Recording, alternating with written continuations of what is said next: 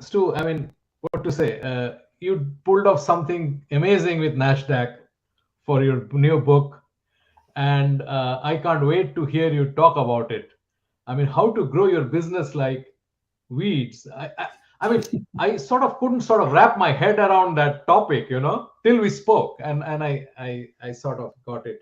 So I will not stand between you and the audience, and I'll let you take a go at it. Thank you very much. Thank you so much. Shubhan, thank you so much for having me as part of the Lit Fest. I think it's a wonderful thing you're doing. And so I'm proud to join you and all of these wonderful authors. Yes, Shubhan, I think he put his finger on it. It's kind of an odd thing to think about, growing a business like a weed, but we all know what it means to grow like a weed, don't we? I mean, that's something that we know, that is known in every culture around the world. Everybody knows what it means to grow like a weed. And I had a really interesting experience a long time ago. I was driving down the Santa Monica Freeway, and this is the origination story. This is where it all, for me, this is where it all comes from. I was driving down the Santa Monica Freeway many years ago, and traffic was moving very fast. So, it was a long time ago. And there were, 6 lanes of traffic coming one way, 6 lanes of traffic coming the other way. And as I recall, maybe a 40-foot wide concrete median. And growing from a crack in the concrete median was a little dandelion, and it seemed to be bouncing around sort of happily, sort of bouncing in the turbulence of the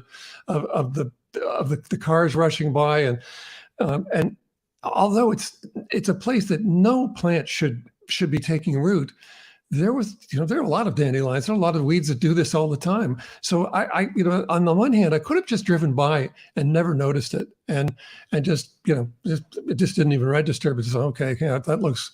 I mean, maybe subconsciously, more weeds. But this time I looked and I thought, well, there's something magical happening there, because, my gosh, we don't see other kinds of plants growing out of cracks in the concrete. It's just weeds. We don't see apple trees or petunias or I don't know, name it. I mean, oak trees, whatever. We don't see those things growing out of the cracks in the concrete in the middle of freeways, because those plants don't have what it takes to be a weed. They actually don't.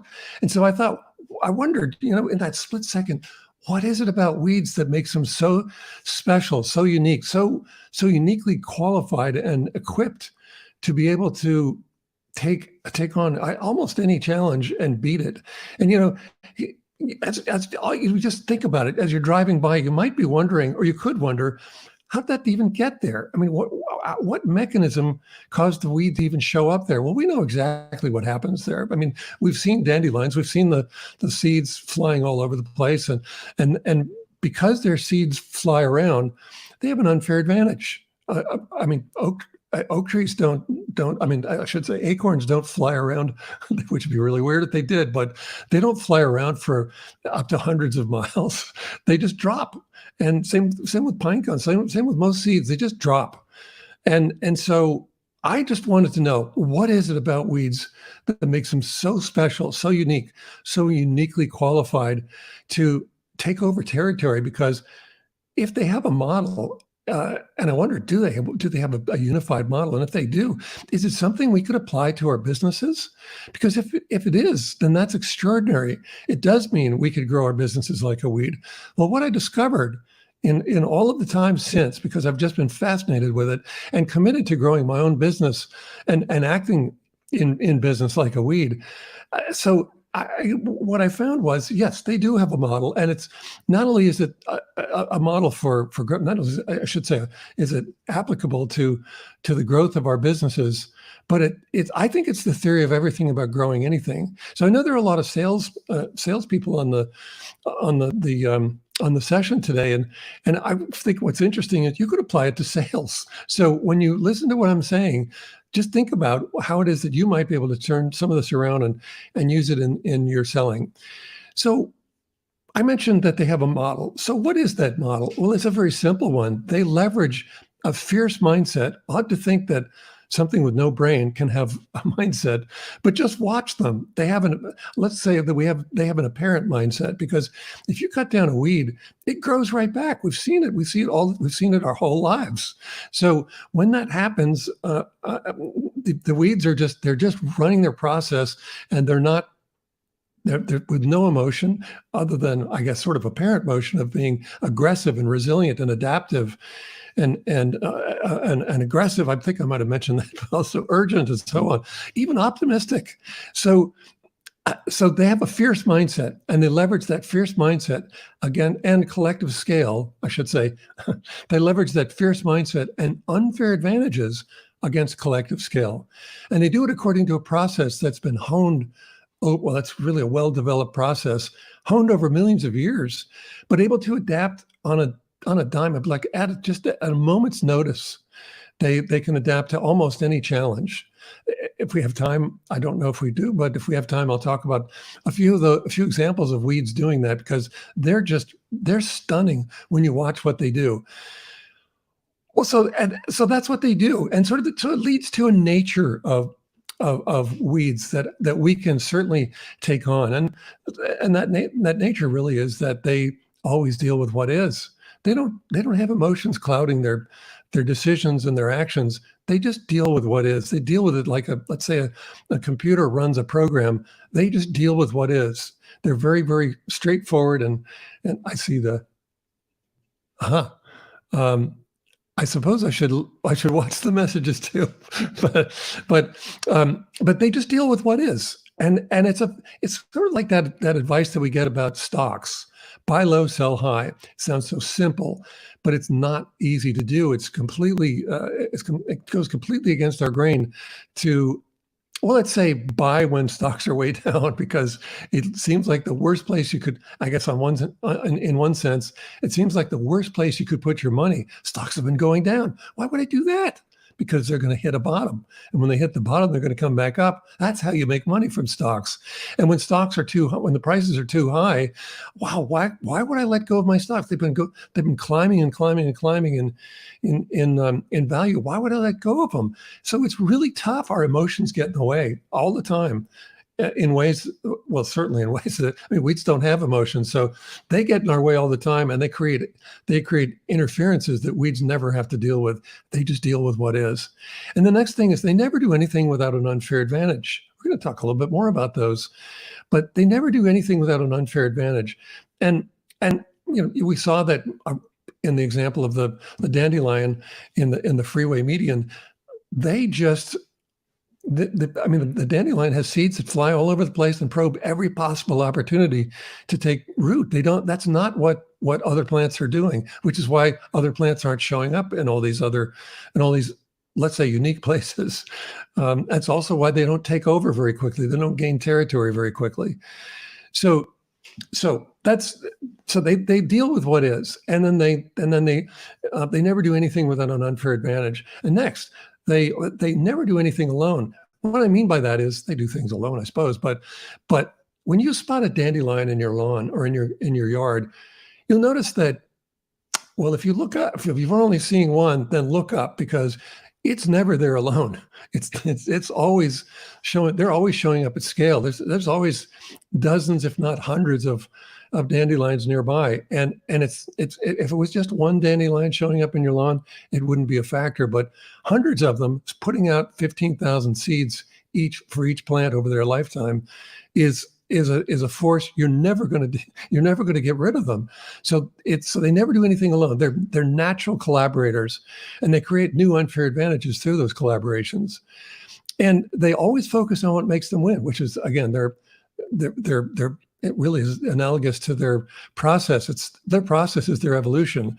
And so because it's their evolution, it's just programmed into their DNA. They don't have to be trained on their process. They just run it like a computer runs a program. And I think one of the other things that's really amazing about weeds, about the nature of weeds, is that they thrive best in disrupted ground. Isn't that interesting? They're not doing anything differently when they encounter disrupted ground. And by that I mean, well, let's say our yards are disrupted ground, or our gardens. We're the ones that go out and disrupt the most space in the ground. And so when we plow a field, when we plow an agricultural field, we've just disrupted a big swath of territory that weeds are absolutely perfectly developed to colonize quickly. In fact, their seeds are probably already in it, but if they aren't, their seeds will find it very, very quickly. So So that's the nature of weeds. And what I want to do though is I've just unpacked a lot. We can't cover all of this in a session this short. But what I'd love to do is actually just let's focus on one part of that, which is unfair advantages. If you don't have an unfair advantage in your business, you're not going to be in business very long. And the best businesses that we know of and the top entrepreneurs that we know of have created all kinds of unfair advantages. If you think about, let's say Richard Branson, he creates unfair advantages almost in his sleep.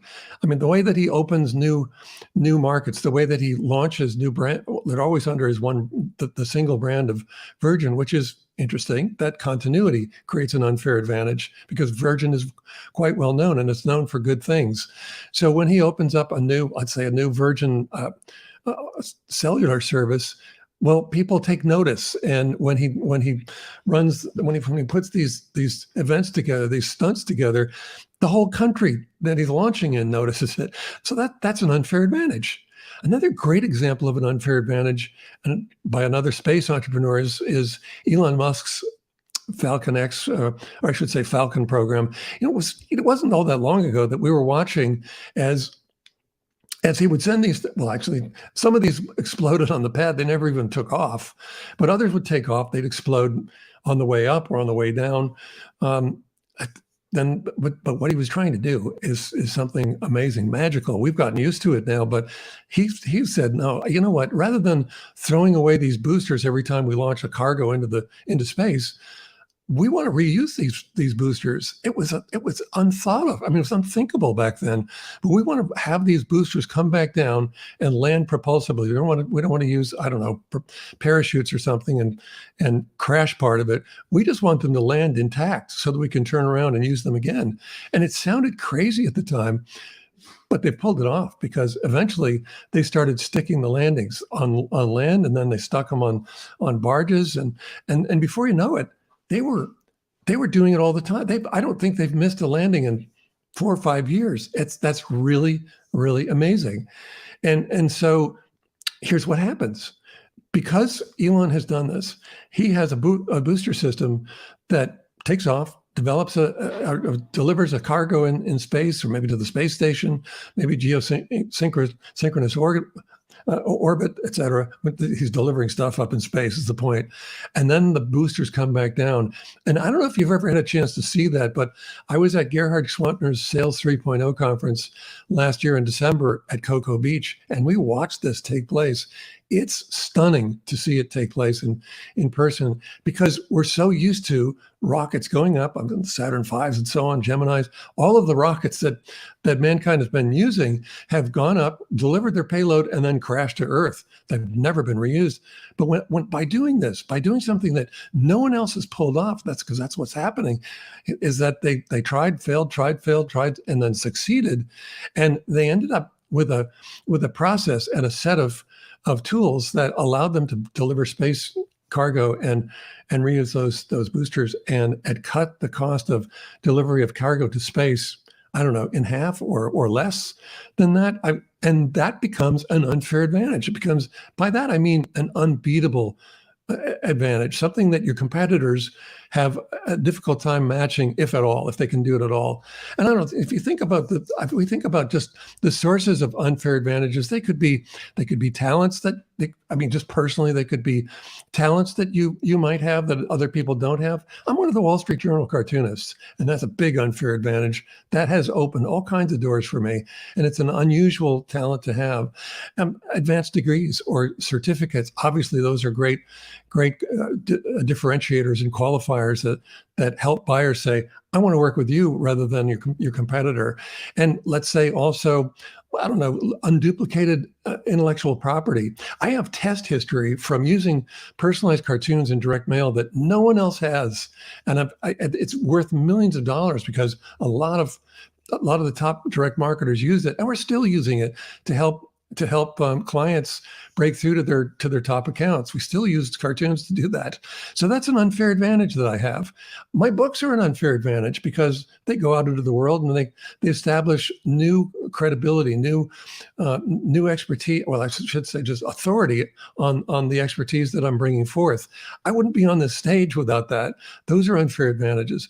We know that we can cultivate all kinds of really interesting unfair advantages, but like the one that I just described to you, Elon Musk's Falcon system, a booster system, I think one of the best unfair advantages that we can develop in our businesses is the ability to confer unfair advantages to our clients.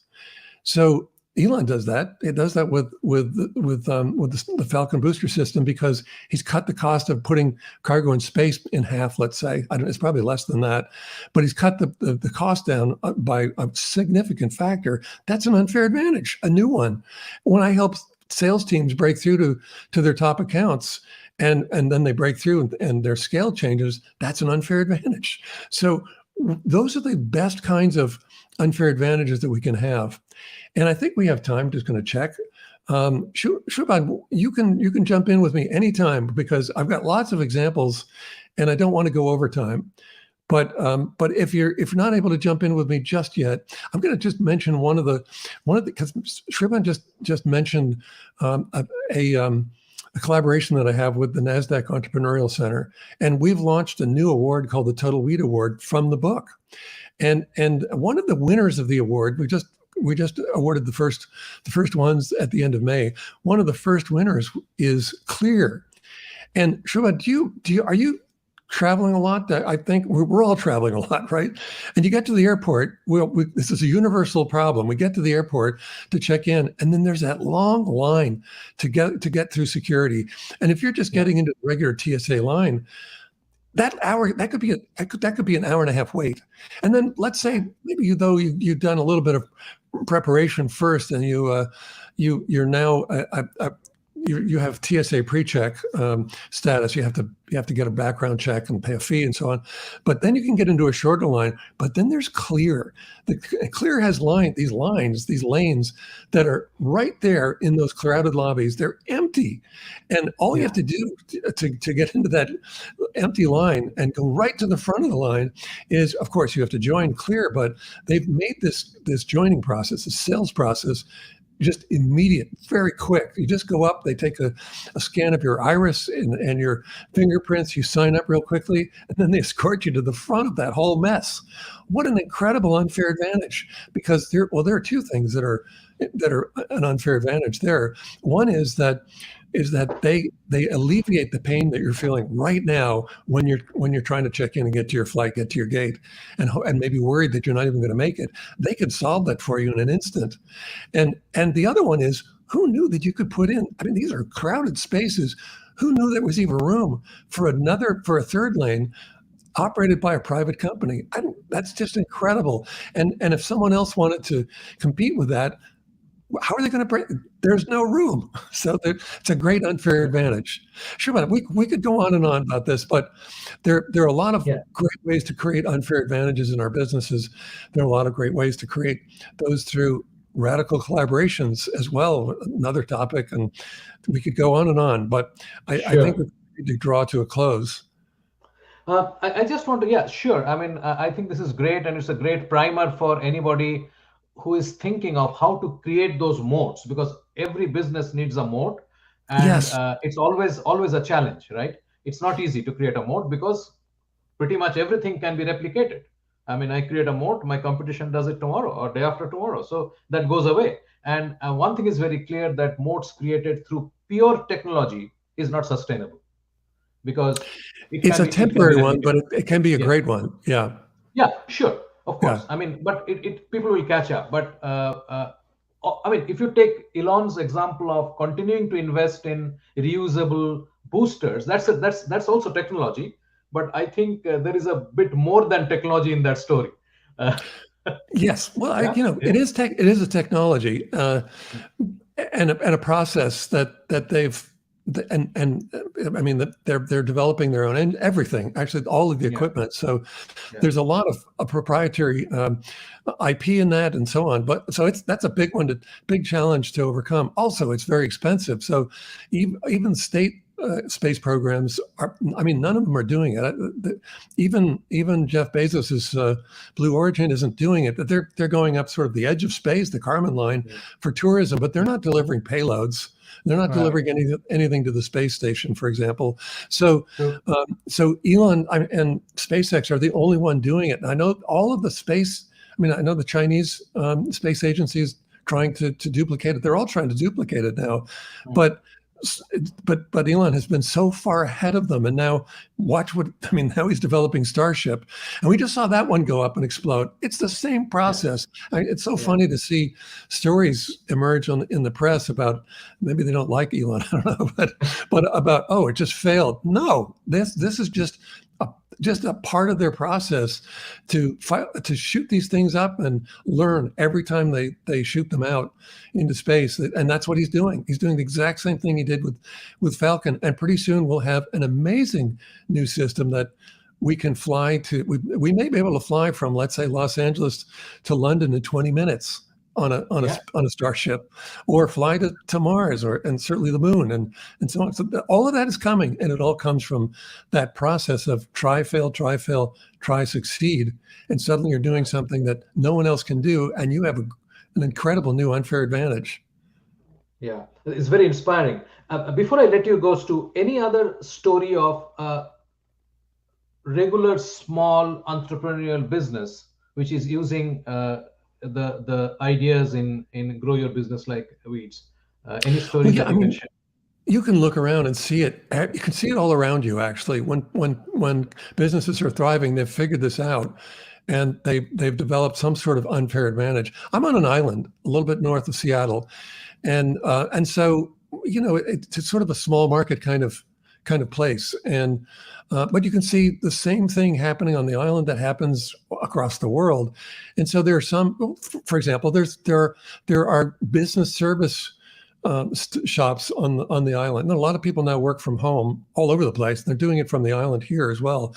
And so we all need business services. But one of them functions as a collection point for FedEx packages.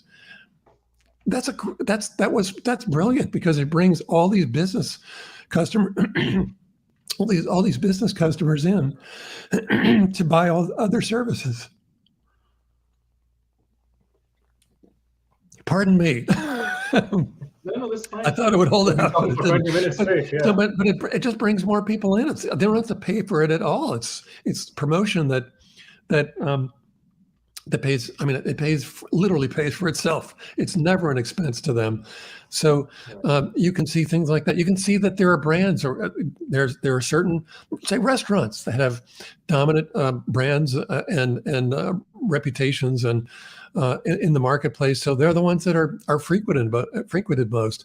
During the pandemic, those same restaurants that couldn't accommodate anyone on in their dining rooms.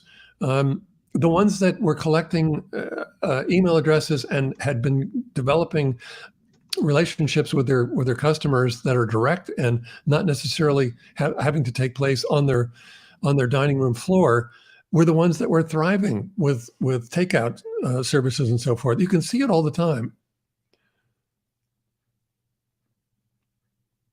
And there it is. It's like, what is that? Okay, here we go. There's the book. We just put it up. Hey, can I mention one thing? May I mention one thing? That we have, I'd love to have, if you're interested in this at all, I'd love to have you come to my website. That's my name, StuHeinecke.com. You can see it spelled on the book there. Come and join my email list, and I would love to send you the first 2 chapters of the book for free. I'm developing a new special report on how to generate unfair advantages in your business. Love to send that to you. But I also would like to have you either connect with me there or on LinkedIn, because I'm also collaborating with the CEO of RevCelerate in London, and we're putting together a free workshop on the 12th. And I'd love to have you join us there to actually examine what are your unfair advantages, because you have them now, you probably don't realize what all of what they are, but when you do, then that makes you far more, well, you can focus on those and bring them to the fore and use them to gain even more leverage in your marketplace, but also to develop new ones. And there's some really interesting ways of doing that. So we're running a workshop on the 12th, and if you connect with me on LinkedIn, then you'll hear about it quite a bit. Excellent. So Rajiv has put the link to Stu's website right there, and you can find him and to go for the 2 chapters. I say go for the book, but it's really sort of helps you think differently. I think that's the starting point, and I guess that's the core idea of coming up with such stuff. I know looking at the weeds growing through the concrete was not enough to make the book. The book came from somewhere else. No, there was a bit more work than that. Exactly. No, and I will say that the things that I'm saying about developing unfair advantages, for example, it's not rocket science. We know that we need to have competitive advantages. It's been the circumstance since we've had commerce. But the thing that's really interesting about weeds and weed strategy is that it becomes this framework. You use the entire framework, and when you do that, you will grow your business. You can even grow your sales this way, but you can grow anything. But if you're focused on your business, you grow your business. You also will grow value in the business. So if you're looking to maybe sell the business at some time down the line, weed strategy helps you with that too. I mean, it's just, if you follow the whole framework, it actually builds a business. It's incredible. It's really amazing how it works. And there would be you mentioned NASDAQ and I mentioned it a little bit, the Total Weed Award. That's a manifestation of weed strategy that is creating all kinds of new unfair advantages for me and for NASDAQ Entrepreneurial Center. That's just incredible, and I'm just I can't believe I have a collaboration, or really it's a partnership with NASDAQ at all. but weed strategy took me there, and so it's this framework that really does foster growth. It's really an amazing thing. Absolutely. I'll give 30 seconds. Anybody has any question for Stu before I let him go? I'll wait for I wasn't even paying attention to that. I was like, if I did that, I'd lose my place. Pay attention. Don't bother. Don't bother about that at all. Any questions at all? I'll just you can come on stage if you want. Just ping me on the chat here.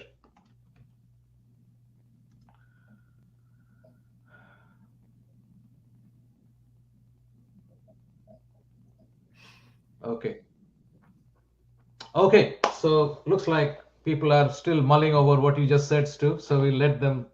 We'll let them do that. Yeah. Come and join us then on the 12th if you'd like. Yes, absolutely. I can. If you share the link with me, I will share the details with them once the event is over. So I'll be happy to do that. Okay. Yeah. Okay. Shall I send that to you later, or dig it out? Yeah, sure. You can send it to me later. No problem. Just send me a mail and I'll get it circulated end of the event. Thank you so much for putting this on.